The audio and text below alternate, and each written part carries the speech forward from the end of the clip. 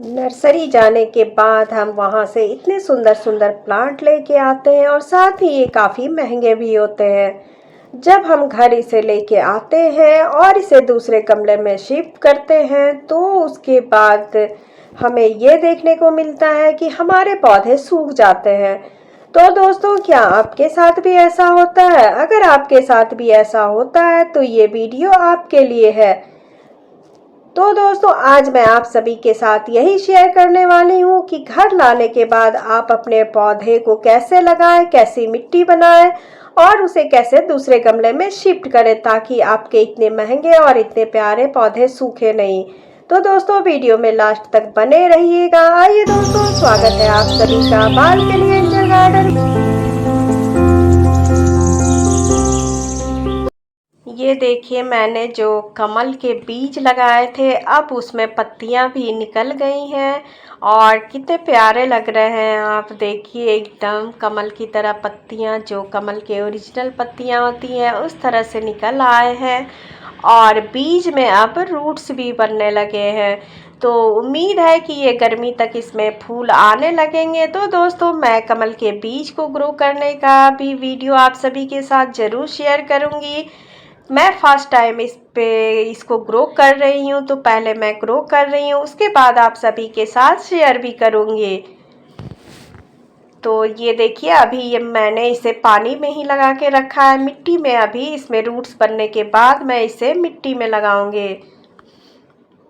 तो आइए चलते हैं अब हम अपने मेन टॉपिक पे। दोस्तों, जब हम पौधे लेके नर्सरी से आते हैं तो उसे तुरंत हमें गमले में नहीं लगाना चाहिए। उसे नर्सरी से लाने के बाद आप उसे कम से कम 4 से 5 दिन अपने गार्डन के पुराने पौधे के साथ इसे आप ज़रूर रखिए, या फिर आप इसे अपने घर में अगर लाते हैं तो इसे अपने घर में ही 4 से 5 दिन रखें और उसके बाद इसे उस माहौल में एडजस्ट होने दें।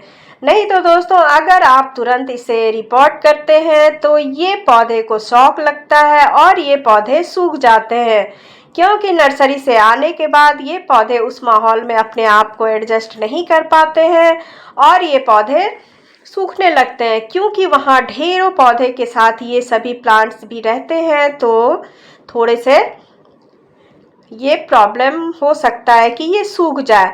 तो देखिए, नर्सरी से हम इस तरह के पॉली बैग में लेके आते हैं, तो इसे हमें इससे आराम से निकालना होगा, ना कि इसे हमें ज़बरदस्ती नहीं निकालना है। तो आइए अब हम इसके लिए मिट्टी बनाते हैं। अब हम बनाते हैं मिट्टी।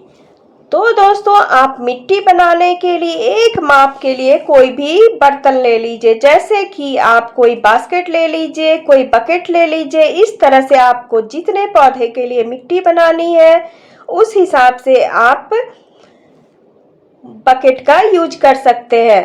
तो आप देखिए, यह यहाँ पे मैं गमला का यूज कर रही हूँ। तो यहाँ मैं इस गमले से भर के एक गमला मिट्टी ली हूँ।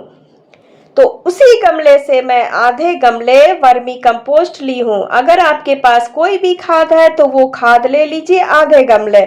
उससे भी कम मैं यहाँ पे ली हूँ नीम की खली। और अब ये सभी को मैं मिक्स कर रही हूँ। तो दोस्तों, जो माप के लिए आपने लिया है मैं उसी के माप के आधार पे बता रही हूँ कि आप जिस चीज़ से भी मापे उसमें एक भाग मिट्टी, आधा भाग वर्मी कंपोस्ट, उससे भी कम नीम की खली। उसके बाद यहाँ पे मैं ले रही हूँ बालू, जो कि कंस्ट्रक्शन में यूज होता है, और यहाँ पे राइस हस्क। तो राइस हस्क भी हमें उसी आधे गमले में ले रही हूँ और यहाँ पे मैं बालू भी आधा गमला ले रही हूँ। बालू की मात्रा दोस्तों बहुत ज़्यादा भी नहीं रखनी है, नहीं तो मिट्टी एकदम से बालू बालू हो जाएगी। और उसके बाद यहाँ पे सभी चीज़ को मिक्स कर देंगे। तो यहाँ पे देखिए, मैं सभी चीज़ को मिक्स करके आपको दिखाती हूँ कि मिट्टी जो है कितनी हल्की बन रही है। अगर आपके पास नीम खली नहीं है तो आप यहाँ पे जो दालचीनी का पाउडर आता है या फिर आप हल्दी एक एक चम्मच यूज कर सकते हैं। दोनों में से कोई भी एक चीज़ अगर आपके पास है तो आप यूज करिए। इससे क्या होता है कि मिट्टी में फंगस नहीं लगती है। तो इस तरह से देखिए, मैं इसी गमले से माप के मैं सारा कुछ ली हूँ।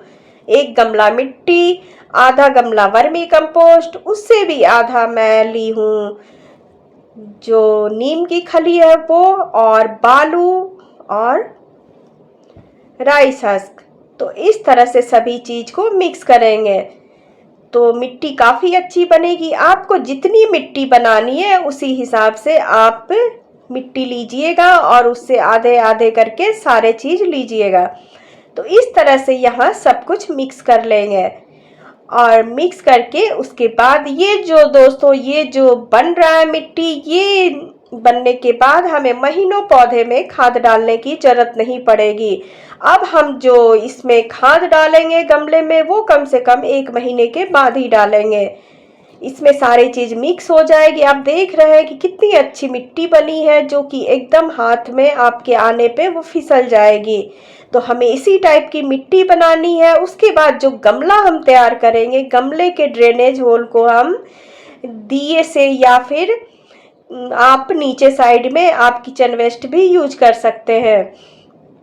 उसके बाद गमले में मिट्टी भर लेंगे। मिट्टी भरने के बाद देखिए पौधे को कुछ इस तरह से आप जो पॉली बैग होते हैं उसको अच्छे से कट कर दीजिए। कट करने के बाद हम ये देखेंगे कि अगर पौधा चिकनी मिट्टी में नहीं लगा है तो हम डायरेक्ट उसे लगा देंगे। अगर ये चिकनी मिट्टी में लगे हुए पौधे होंगे तो क्या करेंगे कि नीचे साइड से थोड़ी थोड़ी मिट्टी हटा के हम उसकी जड़ को खोल लेंगे। पर एक चीज ध्यान देना है कि ये पौधे की जो जड़ें हैं बहुत ज़्यादा नहीं खुलनी चाहिए, नहीं तो पौधे सूख जाएंगे। क्योंकि दोस्तों अब थोड़ी थोड़ी गर्मी भी पड़ने लगी है तो पौधे सूखने का डर होता है। तो यहाँ देखिए दोस्तों मैं गमले तैयार कर ली हूँ, मिट्टी भर ली हूँ, पर मैं गमले बनाते टाइम भूल गई थी कि मैं ये कैसे बनाई, नीचे कैसे रखी, वो मेरे इससे मिस हो गया। तो दोस्तों आप लोग समझ सकते हैं कि नीचे साइड में आप गमले में जो होल होते हैं उसको किसी दिए से बंद कर दीजिए, या फिर अगर आपके पास बड़े गमले हैं तो आप उसमें किचन वेस्ट भर दीजिए। इस तरह से करने के बाद यहाँ मैंने पौधे देखिए सारे पौधे मैंने लगा दिए हैं। और उसके बाद अगला काम हम क्या करेंगे कि जो छोटे छोटे पौधे हैं उसके ऊपर से पिंचिंग कर देंगे। तो यहाँ जो मेरे पौधे हैं सदाबहार के उसके ऊपर से मैं दिल पे पत्थर रख के सारे पौधे को मैं हटा दूंगी। नहीं तो दोस्तों ये क्या होगा कि सारे जो पोषक तत्व है ये फूल लेते जाएंगे, हो सकता है ये बीज बना दें तो हमारे पौधे की ग्रोथ अच्छी नहीं होगी। तो इस तरह से हम ऊपर से हल्की हल्की सी पिंचिंग कर देंगे। तो यहाँ पे मैंने सभी पौधे में जो फूल थे ये सारे मैंने पिंच कर दिए हैं और बाकी पौधे जो है उसको मैंने छोड़ दिया है। और यहाँ पे ऐसे पिंचिंग करने से ये होगा कि थोड़े से घने भी हो जाएंगे। उसके बाद अगला जो काम हम लोग करेंगे, ये देखिए कितने अच्छे से पौधे लग गए हैं। अब यहाँ पे मैं एप्सम सॉल्ट लूंगी 1 चम्मच और उसे पानी में घोल के उसके बाद सभी पौधे में डालूंगी। दोस्तों ये एप्सम सॉल्ट आसानी से आपको मार्केट में या ऑनलाइन मिल जाएंगे। 1 चम्मच एप्सम सॉल्ट और कम से कम 2 लीटर पानी लीजिए। उसके बाद इसे अच्छे से मिक्स करिए और सभी गमले में आप इसे डाल दीजिए। उसके बाद आपके पौधे में ये इसीलिए ज़रूरी है ताकि आपके पौधे को शॉक न लगे। अगर उसके रूट्स कहीं थोड़े बहुत खुल जाते हैं तो पौधे सूखने का डर होता है। तो इसीलिए आप ये एप्सम सॉल्ट अपने गमले में ज़रूर डालिए। उसके बाद देखिए इसका कितना अच्छा ये ड्रेनेज से सारे पानी बाहर निकल जाएंगे। वेल ड्रेन मिट्टी तैयार हुई है दोस्तों। इस तरह से अगर आप मिट्टी बनाएंगे आपके पौधे कभी नहीं सूखेंगे और पौधे काफ़ी हेल्दी रहेंगे।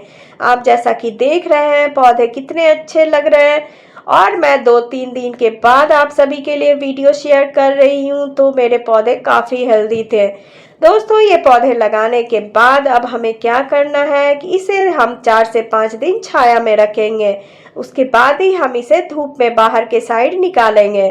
तो इस तरह से अगर आप अपने पौधे पे ध्यान देते हैं तो आपके पौधे हेल्दी रहेंगे, आपके पौधे कभी नहीं सूखेंगे। तो दोस्तों इस तरह से करके आप अपने पौधे को लगाइए और उसके बाद देखेंगे कि आपके पौधे काफ़ी हेल्दी हैं और आपको ये भी नहीं दुख होगा कि हमारे पौधे नर्सरी से आने के बाद सूख गए। तो देख रहे होंगे दोस्तों, यहाँ पे मेरे किसी गमले में भी पानी नहीं रुक रहे हैं। दोस्तों आप जो ये एप्सम सॉल्ट है इसका आप ऊपर से स्प्रे भी कर सकते हैं और आप इसे पानी में भी डाल सकते हैं। तो दोस्तों आज के लिए बस इतना ही। उम्मीद करती हूँ जानकारी अच्छी लगी होगी। अच्छी लगी है तो लाइक करिएगा, मेरे चैनल पे नए हैं तो प्लीज़ सब्सक्राइब करिएगा। फिर मिलूंगी नई वीडियो में नई जानकारी के साथ। तब तक के लिए बाय बाय, हैप्पी गार्डनिंग।